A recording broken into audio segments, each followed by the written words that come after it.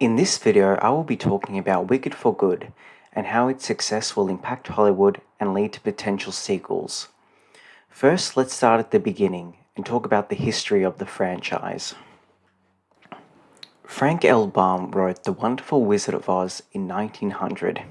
It was published in September, and by October, the first edition had sold out. There are 14 books in the series, with the last being published in 1920. Frank L. Baum died in 1919. 2 years after the first book was published, Baum created a musical along with composer Paul Terhune. It opened in Chicago in 1902 and then went on to Broadway in 1903, touring the US on and off until 1911. The stage version differed quite from the book, and it was aimed primarily at adults. Toto was replaced by Imogen the cow, and new characters were added as fellow cyclone victims. The Wicked Witch of the West was eliminated entirely in the script, and the plot became how the four friends were allied with the usurping wizard and were hunted as traitors to Pastoria II, the rightful King of Oz. The oldest movie adaptation of The Wonderful Wizard of Oz was done in 1925. The story was radically different from the original book, and was considered a flop. Then in 1933, the animated short by Ted Esbar, which is considered the first color animated film, was released. Then in 1939, everything changed. The classic MGM film, The Wizard of Oz, was released. It is the most expensive MGM film at the time, with a budget of $2.7 million in 1939 money. It was the most ambitious film of its time. Like Avatar in 2009, the film made no profit until further re-releases in further years. It is the most seen movie, and it has been played every year on TV since the 1950s. There are many conventions dedicated to the film, and there are Macy's Day Parade floats with members of the cast featured in previous years. The film starred Judy Garland, and it has since been made on every list of the top greatest movies of all time. Changes from the book transformed the franchise forever.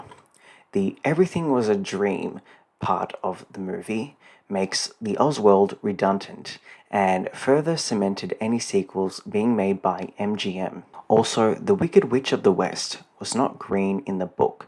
That was a movie change. There were also 4 witches in the book, not 3 as in the movie. Frank L. Baum created a fully realized fantasy world before Tolkien and Robert E. Howard. Since the movie made the Oz world a dream, it usurped any potential for sequels to be made. This also caused the Oz books not to be a major figure in popular culture like Harry Potter and Lord of the Rings. They made an unofficial sequel in 1985 called Return to Oz, taking elements from several of the Baum books. This was a box office failure, but became a cult classic years later.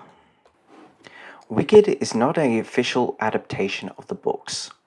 It is adapted from a 1995 book by Gregory Maguire called Wicked: The Life and Times of the Wicked Witch of the West, which is the first in the Wicked Years series, in which there are 4 main novels.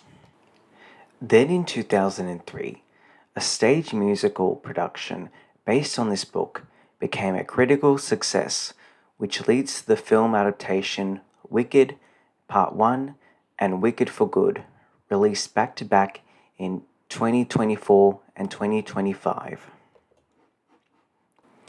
Wicked is then a subversion of the original work by Frank L. Baum and has a completely different audience than the original work. The 1995 book is a satire of the 1939 film. It is a spin-off of a spin-off, essentially. With a lot of flops under Hollywood's belt, like Snow White, Tron Ares, and Elio, any major hit will likely be milked by the industry. There is now talk of doing more movies in the Oz world to continue the universe similar to Wicked, replacing the classic 1939 film, not the original classic film.